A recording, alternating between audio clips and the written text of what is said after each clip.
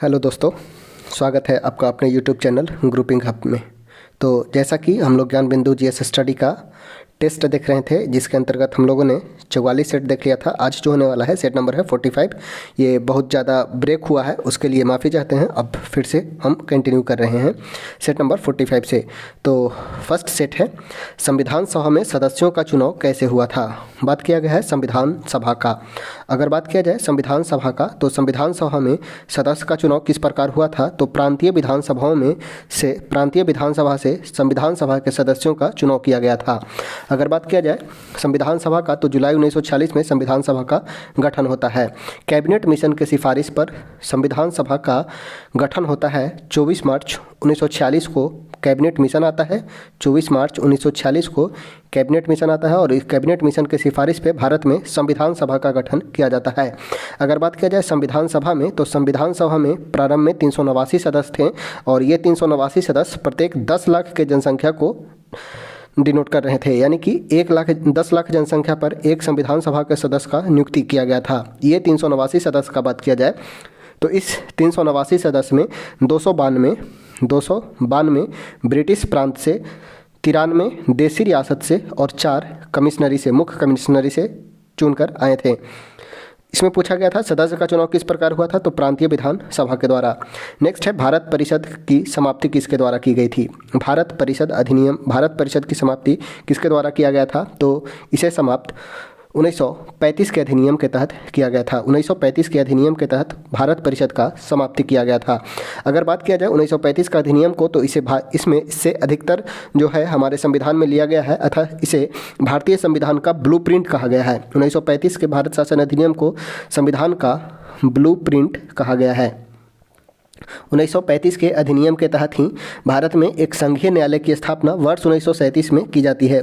1935 के अधिनियम के तहत संघीय न्यायालय की स्थापना 1937 में, तथा 1935 के अधिनियम के तहत ही म्यांमार को अलग कर दिया जाता है। 1937 में 1935 के अधिनियम के तहत 1935 के अधिनियम के तहत आरबीआई का स्थापना किया जाता है। आरबीआई का, तथा अगर बात किया जाए प्रांत में द्वैध शासन समाप्त कर केंद्र में द्वैध शासन लागू किया जाता है। 1935 के अधिनियम के तहत द्विसदनीय विधानमंडल की स्थापना 1935 के अधिनियम के तहत की जाती है। 1919 का अधिनियम का बात किया जाए, तो 1919 के अधिनियम को मॉन्टेग्यू चेम्सफोर्ड सुधार कहा जाता है। वही 1909 का अधिनियम को मार्ले मिंटो सुधार के नाम से जाना गया है। नेक्स्ट है, भारत ने समवर्ती सूची की संकल्पना उद्धृत की है कहाँ से।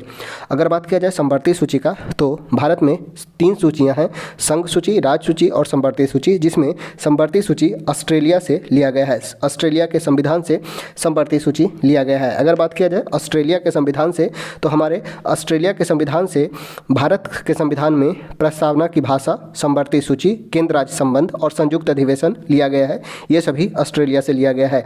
ध्यान देना है, ऑस्ट्रेलिया से हमने प्रस्तावना की भाषा, समवर्ती सूची, केंद्र राज्य के बीच संबंध एवं संयुक्त अधिवेशन, ये सभी ऑस्ट्रेलिया से लिया गया है। वही अगर बात किया जाए यूएसए यानी कि अमेरिका से, तो अमेरिका से मूल अधिकार, प्रस्तावना, उपराष्ट्रपति का पद, न्यायिक पूर्णावलोकन, पब्लिक इंटरेस्ट लिटिगेशन, वित्तीय आपातकाल, स्वतंत्र न्यायपालिका, ये सभी अमेरिका से लिया गया है। स्विट्जरलैंड से कुछ भी नहीं लिया गया है। वही यूएसएसआर का बात किया जाए, तो यूएसएसआर से हमने मौलिक कर्तव्य को लिया है।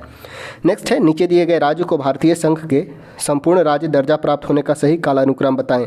अगर बात किया जाए सिक्किम का, तो सिक्किम को 1975 में राज्य का दर्जा मिलता है 36वां संविधान संशोधन के तहत। अरुणाचल प्रदेश का अगर बात किया जाए, तो अरुणाचल प्रदेश को 1987 में, नागालैंड को 1963 में और हरियाणा को 1966 में। तो इसके अनुसार हो जाएगा 1963, यानी कि नागालैंड फर्स्ट हो जाएगा, उसके बाद हरियाणा हो जाएगा 1966, सिक्किम 1975 और अरुणाचल प्रदेश हो जाएगा 1987। तो ऑप्शन नंबर बी हमारा हो जाएगा सही। नागालैंड 1963, हरियाणा 66, सिक्किम 75 और अरुणाचल प्रदेश 1987। नेक्स्ट है, निम्न में कौन सा सही सुमेलित नहीं है। ये 5 प्रकार का रीट का बात किया गया है, जो आर्टिकल 32 में सुप्रीम कोर्ट जारी करता है, और उसका मतलब पूछा गया है। अगर देखें आर्टिकल 32 के तहत सुप्रीम कोर्ट 5 प्रकार का रीट जारी करता है, और वही रीट से क्वेश्चन यहाँ पे दिया गया है।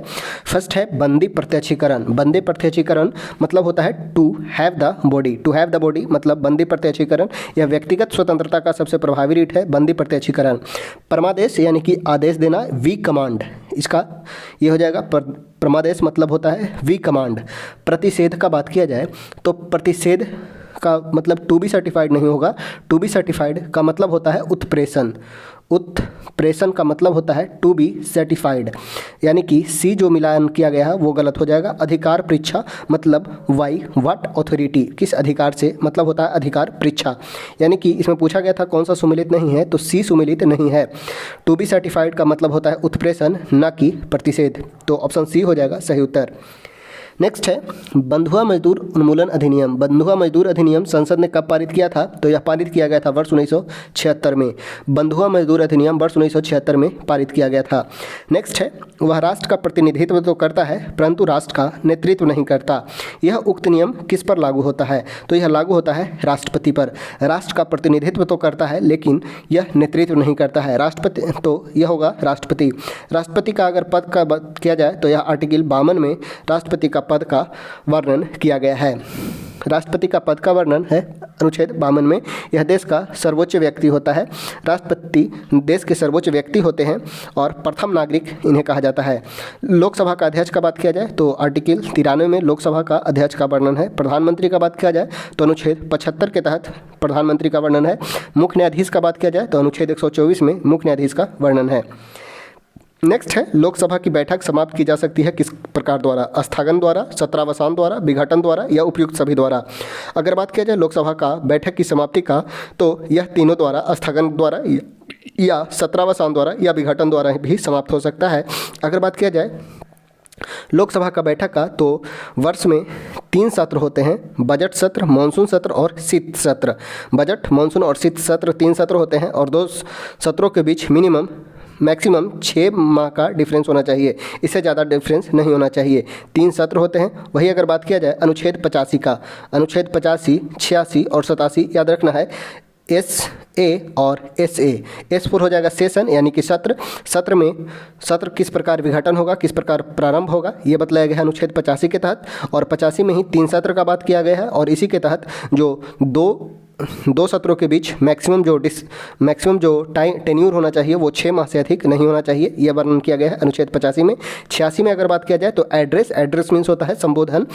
अगर कोई भी लोकसभा बनेगा तो उसका प्रथम सत्र की अध्यक्षता राष्ट्रपति करेंगे, संबोधन करेंगे वो राष्ट्रपति करेंगे, यह वर्णन किया गया है अनुच्छेद 86 में। और स्पेशल एड्रेस जो है वो राष्ट्रपति के द्वारा ही किया जाता है और यह अनुच्छेद 87 में वर्णन किया गया है स्पेशल एड्रेस का। संबोधन और विशेष संबोधन है 86 में और विशेष संबोधन है राष्ट्रपति के द्वारा 87 में।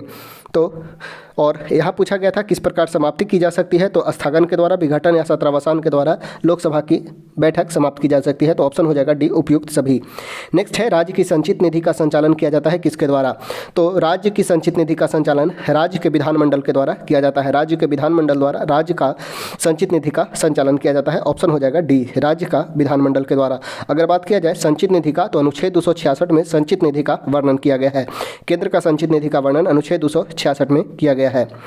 नेक्स्ट है union public service commission. Union public service commission UPSC की प्रथम महिला अध्यक्ष का नाम क्या है, तो ये है रोज मिलियन बैथ्यू। रोज मिलियन बैथ्यू यूपीएससी की प्रथम महिला अध्यक्ष बनी है। अगर बात किया जाए यूपीएससी का तो ली आयोग की सिफारिश पर वर्ष 1926 में यूपीएससी का गठन किया जाता है एवं यूपीएससी को एक संवैधानिक दर्जा दिया जाता है 1950 में संवैधानिक दर्जा, 1926 में ली आयोग की सिफारिश पर गठन किया जाता है। इसके प्रथम महिला अध्यक्ष बनते हैं रोज मिलियन बैथ्यू। नेक्स्ट है भारत के संविधान में लोकसभा में अनुसूचित जनजाति के लिए व्यवस्था की गई है किस अनुच्छेद में। लोकसभा, अगर बात किया जाए लोकसभा में अनुसूचित जनजाति के लिए यानी कि एसटी के लिए किस अनुच्छेद के तहत व्यवस्था की गई है, तो यह हो जाएगा अनुच्छेद 330 में। अनुच्छेद 330 में लोकसभा में एसटी का व्यवस्था, वही अनुच्छेद 331 में लोकसभा में एंग्लो इंडियन का 331 में। और याद रखना है विधानसभा में एससी का वर्णन 332 में और विधानसभा में एंग्लो इंडियन का 333 में। याद रखना है लोकसभा अगर बोला जाएगा तो 330 और 31 लोकसभा से है, वही विधानसभा से है 332 और 33 विधानसभा में। 330 में हो जाएगा एसटी का वर्णन वही लोकसभा में और 332 में हो जाएगा विधानसभा में एसटी का सीट का।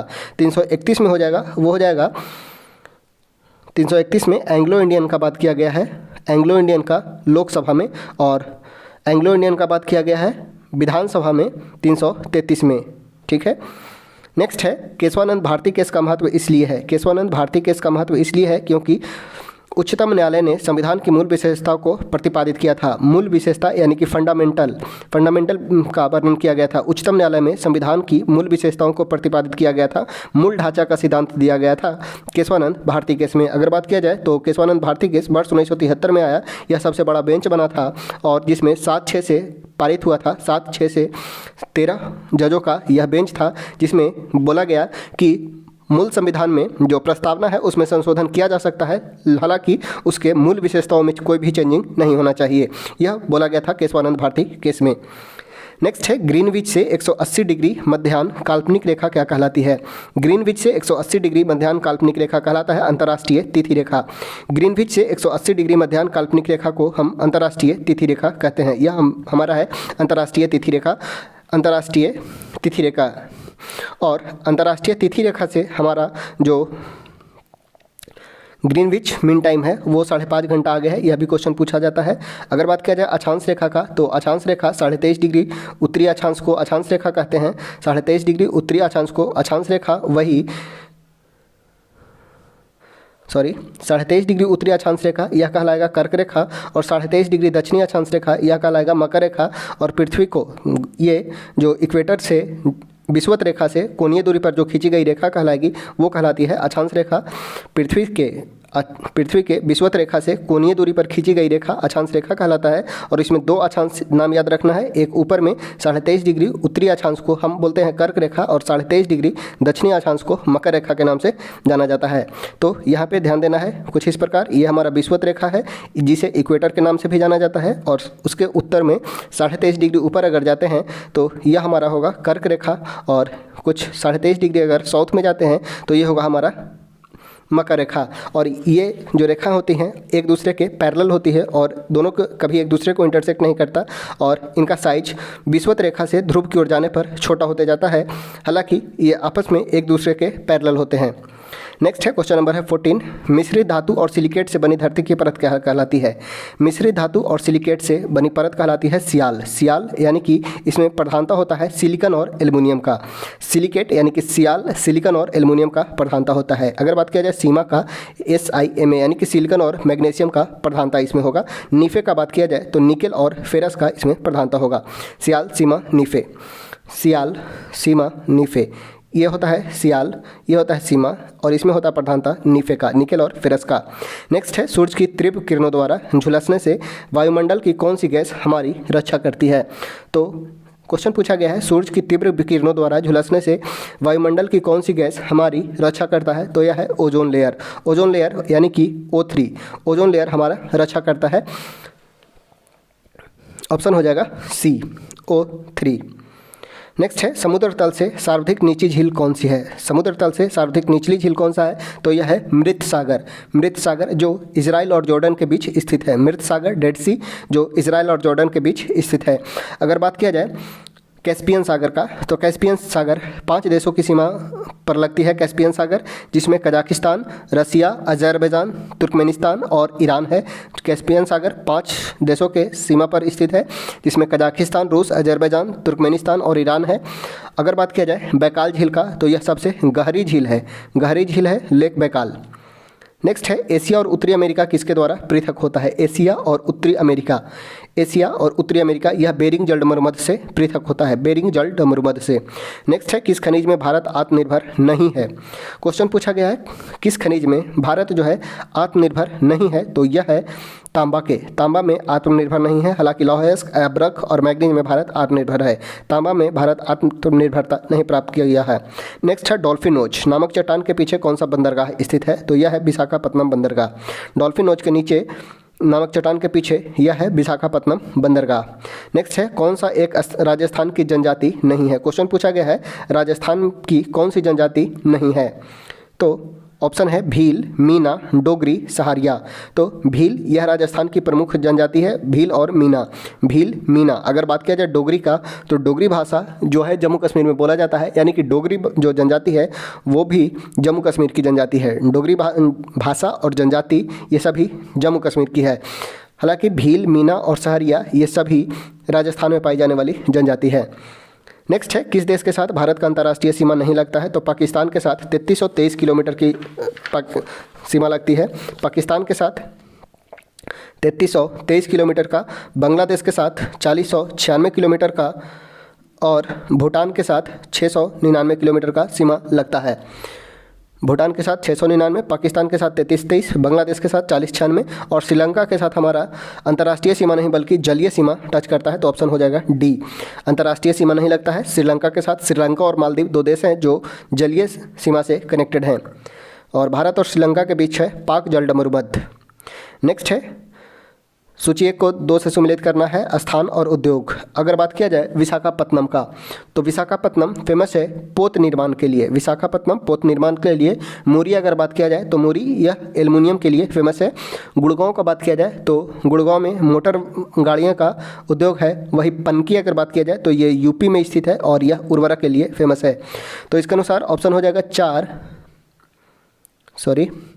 2, 4, 1 और 3, 2, 4, 1, 3, 2, 4, 1, 3 ऑप्शन हो जाएगा डी। 2, 4, 1, 3 विशाखापत्तनम में पोत निर्माण, मुरी में एल्युमिनियम का कंपनी है, गुड़गांव में मोटर गाड़ियाँ के लिए फेमस है और पनकी यूपी का उर्वरक के लिए फेमस है। नेक्स्ट है, पुणे में मुंबई से कम वर्षा होती है क्यों? पुणे अगर बात किया जाए, यहाँ पे अगर हम देखें तो ये कुछ यहाँ पे पुणे है और यहाँ पे मुंबई है। तो पुणे में मुंबई से कम वर्षा होने का कारण है क्योंकि पुणे जो है वृष्टि छाया क्षेत्र में पड़ता है। पुणे जो है वृष्टि छाया क्षेत्र में पड़ता है। वृष्टि छाया क्षेत्र वो क्षेत्र कहलाता है जो पहाड़ी से दूसरे अपोजिट ओर होता है, यानी कि यहाँ पे मानसून का इफेक्ट नहीं आता है। पहाड़ी के कारण मानसून का इफेक्ट नहीं आता है। वृष्टि छाया क्षेत्र यानी कि जिस क्षेत्र में जो बादल है वो नहीं रुकता है वो कहलाता है वृष्टि छाया क्षेत्र। नेक्स्ट है, किस राज्य में वनों को सर्वोच्च प्रतिशत है? किस राज्य में वनों का सर्वोच्च प्रतिशत है? तो यह हो जाएगा मिजोरम। मिजोरम में वनों का प्रतिशत का अगर बात किया जाए तो 85.34% है वनों का परसेंटेज और यह सबसे अधिक है। अगर बात किया जाए राज्य में, तो राज्य में मिजोरम में है। वही राज्य और यूटी का बात किया जाए तो यह है लक्षद्वीप में। लक्षद्वीप में वनों का प्रतिशत लगभग 91.33% है। 91.33% है लक्षद्वीप में। वही मिजोरम में 85.34% है और मिजोरम राज्य के आधार पर सबसे अधिक परसेंटेज है वो है मिजोरम में। नेक्स्ट है, क्वेश्चन नंबर है 25, पराम्बिकुलम अलियार परियोजना किस राज्य का सम्मिलित परियोजना है? पराम्बिकुलम अलियार परियोजना यह केरल और तमिलनाडु का संयुक्त परियोजना है। पराम्बिकुलम अलियार परियोजना यह केरल एवं तमिलनाडु का संयुक्त परियोजना है। अंतःस्थलीय अपवहन नदी का उदाहरण है। इनमें से कौन अंतःस्थलीय अपवहन नदी का उदाहरण है? तो यह हो जाएगा घग्घर नदी, जो गंगा की सहायक नदी है। यह अंतःस्थलीय अपवहन नदी का एग्जाम्पल हो जाएगा, घग्घर नदी। नेक्स्ट है, पश्चिमी घाट में विभिन्न दर्रे जिन्हें घाट कहा जाता है का उत्तर से दक्षिण की ओर क्रम बतलाना है। उत्तर से दक्षिण की ओर, तो थाल घाट, भोर घाट और पाल घाट हो जाएगा। थाल घाट, भोर घाट और पाल घाट, ऑप्शन हो जाएगा बी, थाल घाट, भोर घाट और पाल घाट। नेक्स्ट है, गिरनार पहाड़ी कहाँ स्थित है? गिरनार पहाड़ी यह गुजरात में स्थित है। गुजरात में है गिरनार पहाड़ी। बिहार में अगर बात किया जाए तो बिहार में प्रमुख पहाड़ी है वो है सोमेश्वर। राजस्थान में बात किया जाए तो राजस्थान में है माउंट आबू, अरावली, गुरु शिखर, ये सभी राजस्थान में स्थित है। नेक्स्ट है, भारतीय यात्रा में फाहियान ने एक अस्पताल का उल्लेख किया था, यह कहाँ स्थित है? फाहियान का बात किया जाए तो यह चंद्रगुप्त द्वितीय के समय में आया था। फाहियान चंद्रगुप्त द्वितीय के समय में आया है और उसने एक अस्पताल का उल्लेख किया है, वो स्थित था पाटलिपुत्र में। ऑप्शन हो जाएगा डी, पाटलिपुत्र में। नेक्स्ट है, वर्ष 1920 से 21 के आसपास किस नदी के किनारे खुदाई के दौरान हड़प्पा शहर मिला था? यानी कि क्वेश्चन थोड़ा सा घुमाया गया है, डायरेक्ट आपको बतलाना है हड़प्पा किस नदी के किनारे था। तो यह रावी नदी के किनारे था। हड़प्पा रावी नदी के किनारे खोजा गया था और इसके खोजकर्ता थे दयाराम साहिनी के द्वारा खोजा गया था। 1920-21 में हड़प्पा की खुदाई करवाई गई थी रावी नदी के तट पर। नेक्स्ट है, वैशाली में द्वितीय बौद्ध संगीति किसके द्वारा संचालित किया गया था? द्वितीय बौद्ध संगीति यह संचालित किया गया था कला शोक के द्वारा द्वितीय बौद्ध संगीति का आयोजन किया गया था, जिसमें अस्थावीर और महासांगिक में विभाजन हुआ था। वैशाली में द्वितीय बौद्ध संगीति कलाशोक के नेतृत्व में किया गया था। द्वितीय बौद्ध संगीति वैशाली में।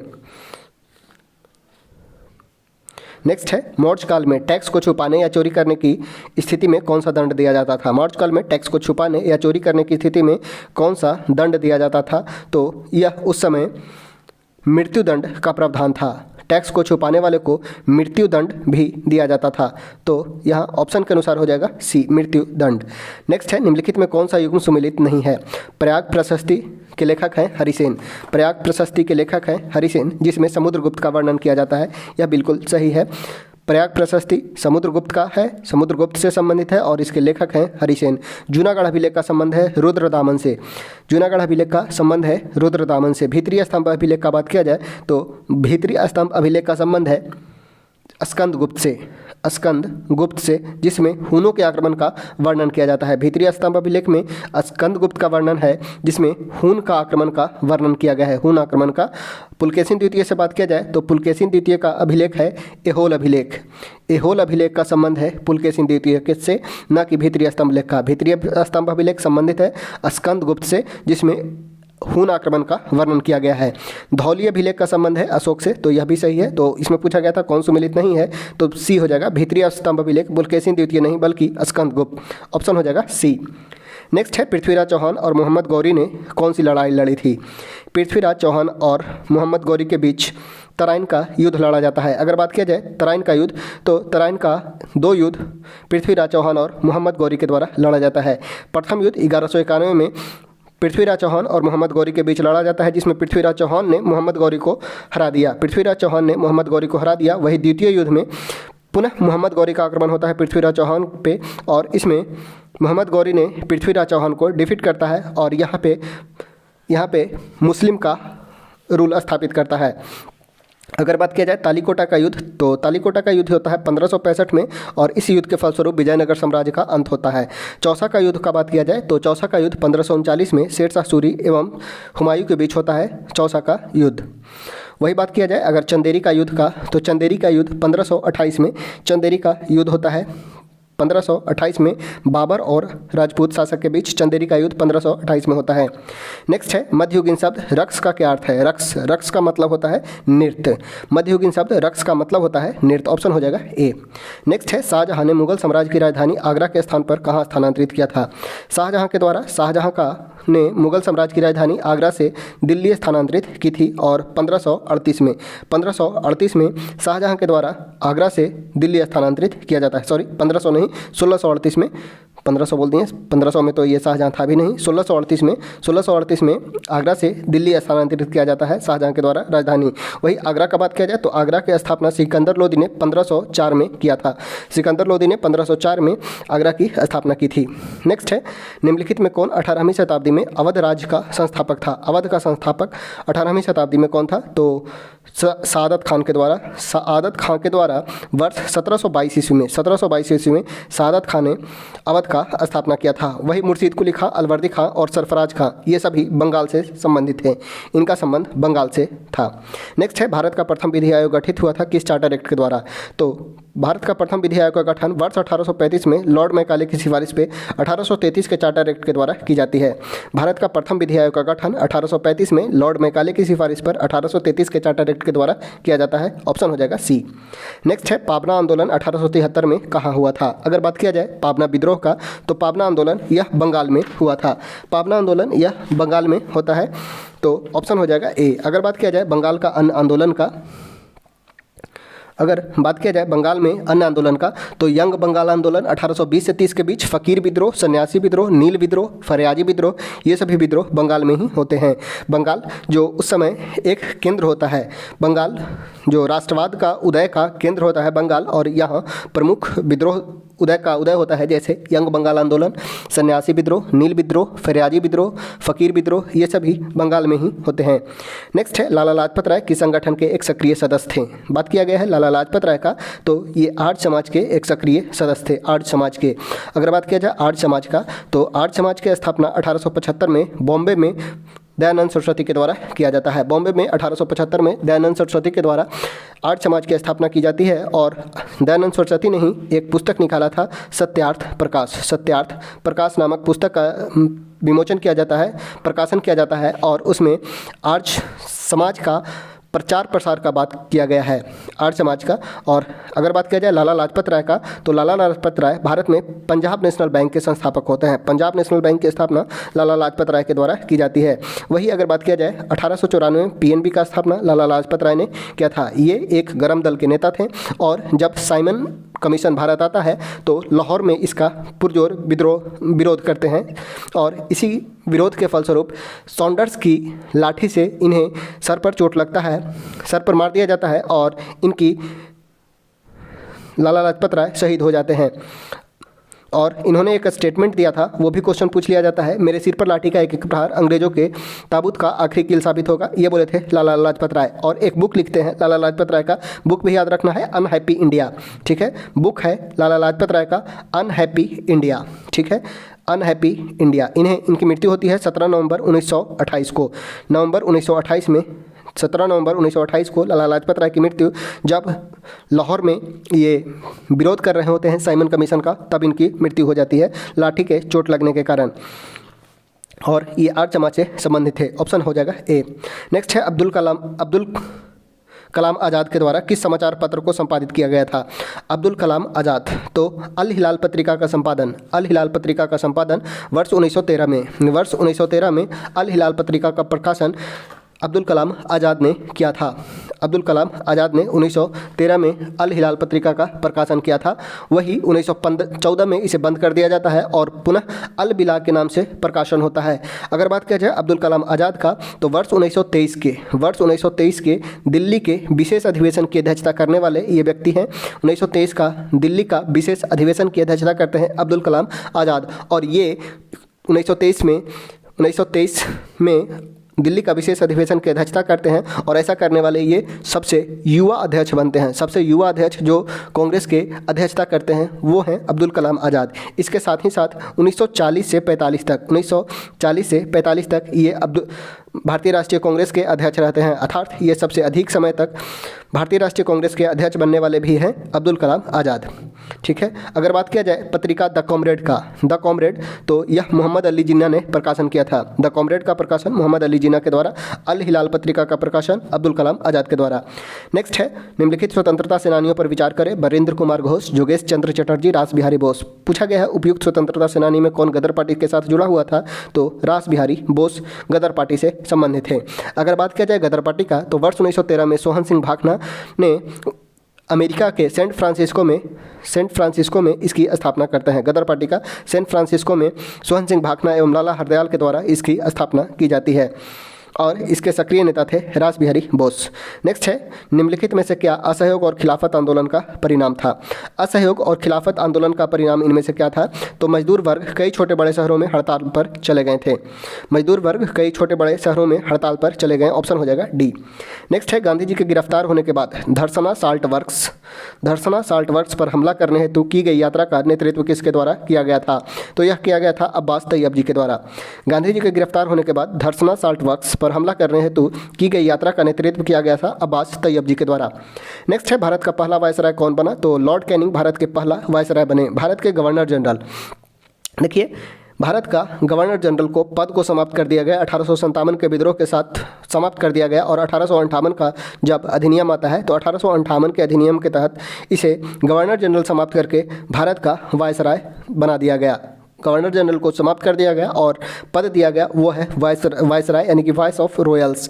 और इसके प्रथम वायसराय होते हैं लॉर्ड कैनिंग। ऑप्शन हो जाएगा ए, लॉर्ड कैनिंग भारत के प्रथम वायसराय होते हैं। नेक्स्ट है क्वेश्चन नंबर है 46। निम्नलिखित में कौन सा गोवा का मानसून कीचड़ उत्सव है? गोवा का मानसून कीचड़ उत्सव है? तो यह हो जाएगा चिकलकाओ महोत्सव। यह गोवा में मनाया जाता है। चिकलकाओ महोत्सव गोवा में मनाया जाता है। वही सरहुल और कर्मा यह झारखंड का प्रमुख पर्व है। सरहुल और कर्मा ये झारखंड का प्रमुख पर्व है। वही चिकलकाओ यह गोवा में मनाया जाता है। नेक्स्ट है मोहिनीअट्टम एक शास्त्रीय नृत्य है जो कहाँ से संबंधित है? मोहिनीअट्टम का संबंध है केरल से। मोहिनीअट्टम केरल से है। मणिपुर का बात किया जाए तो मणिपुर में शास्त्रीय नृत्य है मणिपुरी। उड़ीसा में ओडिसी, मणिपुर में मणिपुरी और मोहिनीअट्टम हो जाएगा केरल में। नेक्स्ट है निम्नलिखित में किस गैस की प्रतिशत मात्रा वायुमंडल में सबसे कम है? इनमें से कौन सा गैस है जिसकी मात्रा सबसे कम है, तो वो हो जाएगा कार्बन डाइऑक्साइड। कार्बन डाइऑक्साइड की मात्रा है 0.003%, 0.003% कार्बन डाइऑक्साइड है। नाइट्रोजन सबसे अधिक 78%, ऑक्सीजन का बात किया जाए 21%, आर्गन का है 0.02%, वही कार्बन डाइऑक्साइड 0.003% हो जाएगा, तो ऑप्शन हो जाएगा बी। नेक्स्ट है पाइन्स और साइकस किस पादप जगत के उदाहरण है। पाइन्स और साइकस ये सभी जिम्नोस्पर्म का एग्जाम्पल है। पाइन्स और साइकस ये सभी जिम्नोस्पर्म का एग्जाम्पल है, ऑप्शन हो जाएगा सी। नेक्स्ट है शैवाल और कवक के मिलने से लाइकेन बनता है। शैवाल और कवक, कवक और शैवाल जब मिलेगा तो वो बनेगा लाइकेन, और ये किसका एग्जाम्पल होगा, तो यह है म्यूचुअलिज्म। म्यूचुअलिज्म, इसमें दोनों को प्रॉफिट होता है, जिसमें शैवाल भोजन बनाने का कार्य करता है, वही कवक प्रोटेक्शन का कार्य करता है। यानी कि जब कवक और शैवाल मिलते हैं तो ये कहलाता है लाइकेन, और लाइकेन जो सहजीवी संबंध है अर्थात सहजीवी, यानी कि इसमें म्यूचुअलिज्म होता है। म्यूचुअलिज्म अर्थात दोनों को प्रॉफिट होता है, तो ऑप्शन हो जाएगा बी। नेक्स्ट है निम्नलिखित में कौन सा एंजाइम प्रोटीन को एमिनो अम्ल में विघटित करता है। कौन सा एंजाइम प्रोटीन को एमिनो अम्ल में विघटित करता है, तो वह है पेप्सिन। पेप्सिन प्रोटीन को एमिनो अम्ल में विभाजित करता है। वही लैक्टोज को बात किया जाए तो लैक्टोज को पचाता है। लैक्टेज है वो लैक्टोज को पचाता है। जाइमेज का बात किया जाए तो जाइमेज कार्बोहाइड्रेट को इथेनॉल और कार्बन डाइऑक्साइड में तोड़ता है। जाइमेज कार्बोहाइड्रेट को इथेनॉल और कार्बन डाइऑक्साइड में तोड़ने का कार्य करता है जाइमेज। नेक्स्ट है जैवमंडल में निम्न जैविक घटकों में से किसे उत्पादक के स्तर पर रखा जाता है। उत्पादक के स्तर पर इनमें से किसे रखा जाएगा, तो हरे पौधे को उत्पादक के स्तर पर रखा जाता है, हरे पौधे को, ऑप्शन हो जाएगा सी। अधोलिखित में कौन सा यौगिक एक विटामिन नहीं है। इनमें से कौन एक विटामिन नहीं है। नियासिन, राइबोफ्लोबिन, पायरिडॉक्सिन ये सभी विटामिन है। थायरॉक्सिन का बात किया जाए तो ये एक प्रकार का हार्मोन है। थायरॉक्सिन ये एक प्रकार का हार्मोन है, ना कि विटामिन। थायराइड ग्लैंड के द्वारा स्रावित होता है थायरॉक्सिन। नियासिन 3, B3 को नियासिन कहते हैं। B3 राइबोफ्लोबिन, B2 को राइबोफ्लोबिन कहा जाता है। पायरोडॉक्सिन B6 को पायरिडॉक्सिन कहा जाता है। विटामिन B6 को पायरोडॉक्सिन, B3 को नियासिन, B2 को राइबोफ्लोबिन कहा जाता है। थायरॉक्सिन यह थायराइड ग्लैंड के द्वारा सिक्रेट होता है। नेक्स्ट है नागफनी के पौधे में प्रकाश संश्लेषण किस भाग में होता है, तो यह नागफनी में बात किया जाए तो यह तना में होता है। नागफनी में प्रकाश संश्लेषण होता है, वो होता है तना में। नेक्स्ट है दो तंत्रिका कोशिकाओं के मध्य खाली स्थान को क्या कहा जाता है, तो यह कहलाता है सिनेप्स। दो तंत्रिका कोशिका के मध्य खाली स्थान को सिनेप्स कहा जाता है। नेक्स्ट है सिरका और बेकिंग सोडा की अभिक्रिया से क्या बनता है। सिरका और बेकिंग सोडा की अभिक्रिया से बनेगा carbon dioxide. Carbon dioxide option हो जाएगा बी। धातुओं की सक्रियता श्रेणी में सबसे अधिक क्रियाशील धातु कौन सा है, तो वो हो जाएगा पोटेशियम। पोटेशियम कुछ इस प्रकार से हमारा सक्रियता रिएक्टिविटी सीरीज है। Potassium, sodium, calcium, magnesium, aluminium, zinc, लोहा, Pb, Cu, Hg, Ag, Au। ठीक है, potassium, sodium, calcium, magnesium, aluminium, zinc, लोहा, Pb, Cu, Hg, Ag, Au। ठीक है, ये कुछ रिएक्टिविटी सीरीज है। रिएक्टिविटी सीरीज याद रखना है क्योंकि इससे क्वेश्चन आता ही आता है। तो इसमें पूछा गया था धातुओं की सक्रियता श्रेणी में सबसे अधिक क्रियाशील कौन है, तो ये हो जाएगा पोटेशियम। सोडियम का बात किया जाए तो सोडियम और पोटेशियम को मिट्टी के तेल में रखा जाता है क्योंकि ये अधिक सक्रिय हैं, और सोडियम को चाकू से भी काटा जा सकता है। नेक्स्ट है लोहे के निष्कर्षण में चूना पत्थर का इस्तेमाल किस रूप में किया जाता है, तो यह फ्लक्स के रूप में किया जाता है। लोहे के निष्कर्षण में चूना पत्थर यानी कैल्शियम कार्बोनेट का यूज किया जाता है फ्लक्स के रूप में। नेक्स्ट है फ्लक्स यानी कि गालक। किसी द्रव के वाष्पन की दर किस पर निर्भर नहीं होती है। किसी द्रव के वाष्पन की दर किस पर निर्भर नहीं होगा, तो तापमान पर निर्भर डिपेंड करता है। जितना अधिक तापमान होगा उसमें वाष्पन की दर यानी कि वेपोरेशन उतना अधिक होगा। वायुमंडल में खुले हुए उसके पृष्ठ पर जितना अधिक दूर में खुला रहेगा यानी कि उससे उतना वाष्पन अधिक होगा। उसके द्रव्यमान पर डिपेंड नहीं करता है, द्रव्यमान पे डिपेंड नहीं करेगा। आर्द्रता यानी कि नमी पर, नमी वाले में नमी जब होगा तो वहाँ पे वाष्पन की दर कम होगी, तो ऑप्शन हो जाएगा सी। उसके द्रव्यमान पर डिपेंड नहीं करता है, वाष्पन की दर द्रव्यमान पर डिपेंड नहीं करता है। नेक्स्ट है समतल दर्पण द्वारा बनने वाले प्रतिबिंब कैसे होते हैं। समतल दर्पण द्वारा बने प्रतिबिंब आभासी होते हैं। आभासी होता है, सीधा होता है, और आभासी और सीधा, ऑप्शन हो जाएगा बी, आभासी होते हैं। और पासर उल्टा होता है। पासर उल्टा यानी कि लेफ्ट वाला जो दिखेगा वो राइट दिखेगा। लेफ्ट हैंड आपका अगर समतल दर्पण में राइट दिखता है, यानी कि समतल दर्पण में प्रतिबिंब जो बनता है आभासी बनता है, और आभासी और पासर्व उल्टा बनता है। नेक्स्ट है किलोवाट घंटा किसका मात्रक है। बात किया जाए किलोवाट घंटा का तो यह विद्युत ऊर्जा का मात्रक है। किलोवाट घंटा विद्युत ऊर्जा का मात्रक है। नेक्स्ट है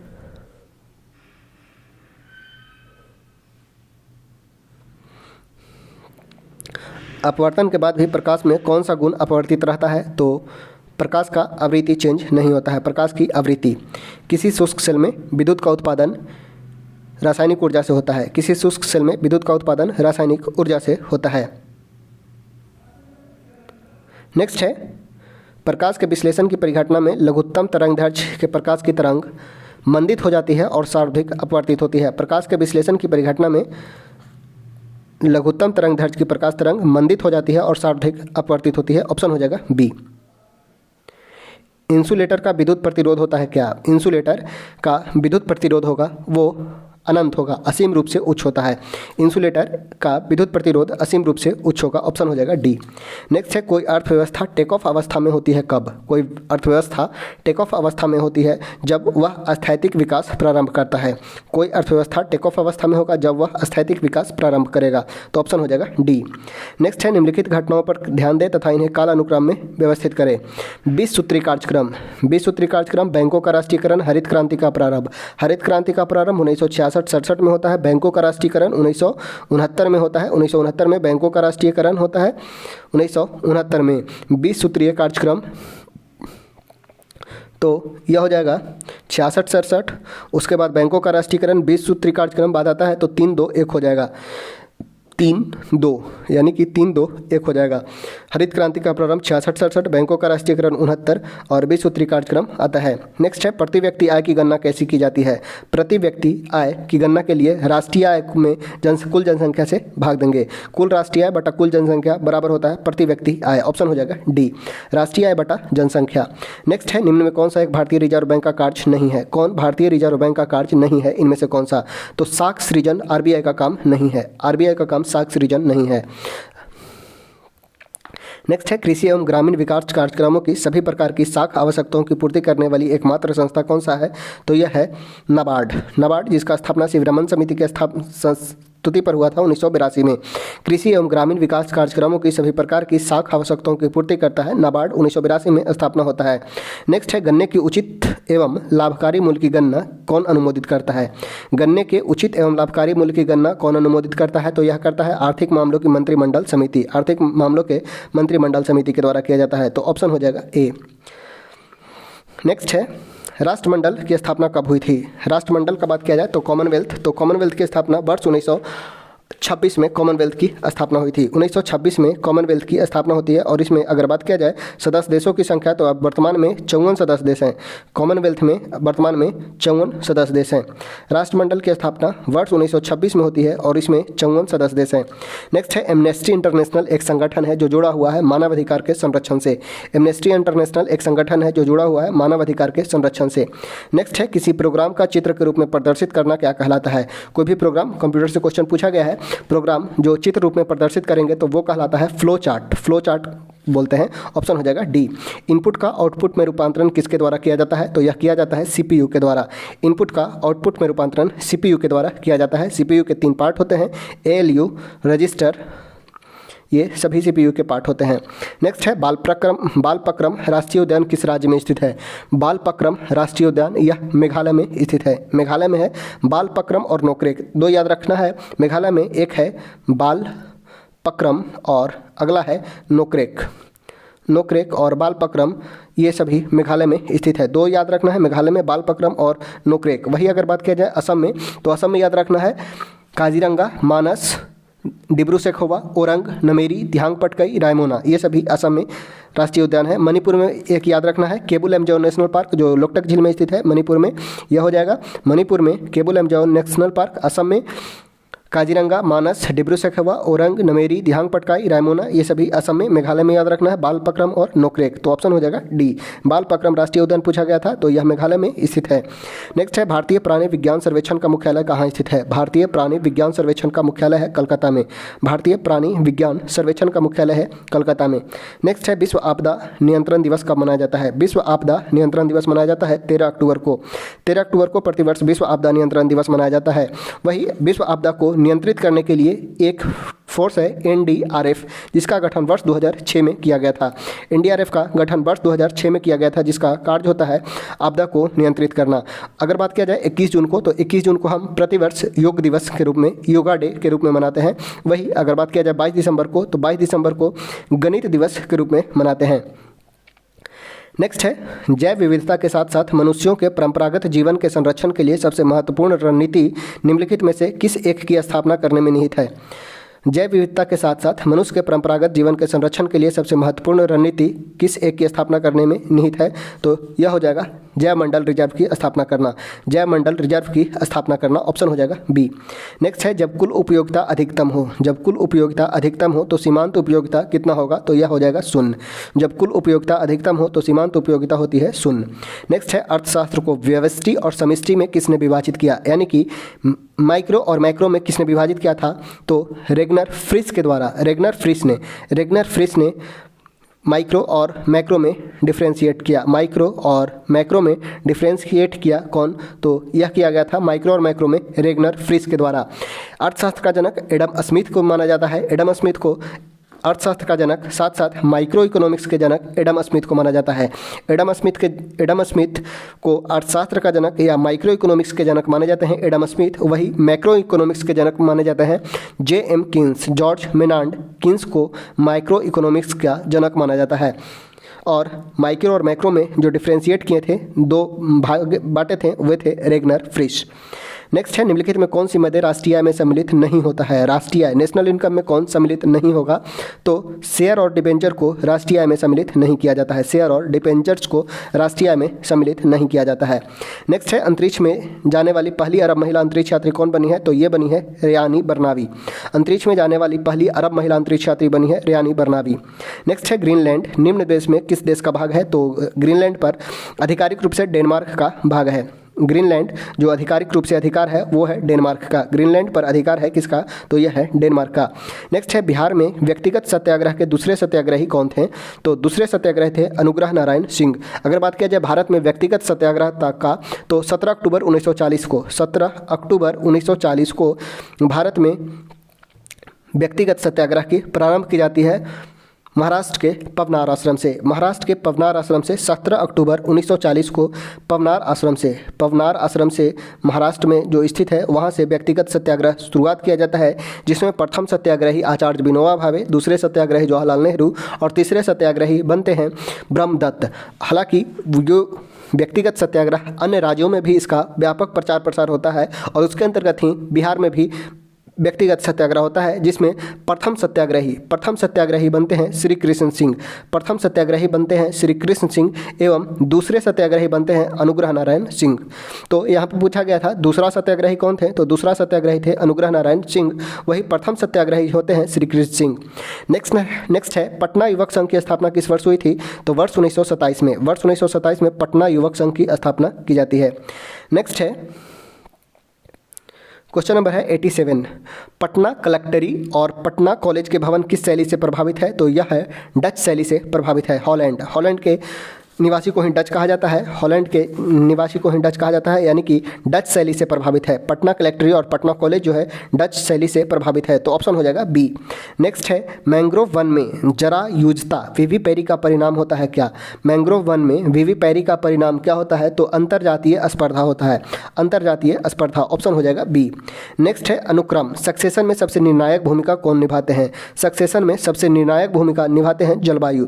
जलवायु किसी भी क्षेत्र में अनुक्रम संक्रमण में सबसे महत्वपूर्ण भूमिका निभाते हैं। उस वहाँ का वनस्पति कैसा होगा, स्ट्रक्चर कैसा होगा, इसमें सबसे अधिक भूमिका जो होता है वो है जलवायु का।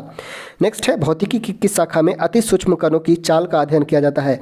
भौतिकी के किस शाखा में अति सूक्ष्म कणों की चाल का अध्ययन किया जाता है, तो यह किया जाता है क्वांटम मैकेनिक्स में। क्वांटम मैकेनिक्स में अति सूक्ष्म कणों की चाल का अध्ययन किया जाता है। ऑप्शन हो जाएगा सी। नेक्स्ट है कौन यूनिवर्सल गेट है। अगर बात किया जाए लॉजिक के गेट का तो 3 लॉजिक गेट होते हैं। अगर बात किया जाए तो मूल 3 लॉजिक गेट होते हैं, वो हैं and gate, or gate and not gate. And gate, or gate, not gate, ये तीनों मूल लॉजिक गेट हैं, यानी कि मूल लॉजिक गेट 3 हैं, एंड गेट, और गेट और नॉर गेट। वही 2 को यूनिवर्सल गेट कहा जाता है।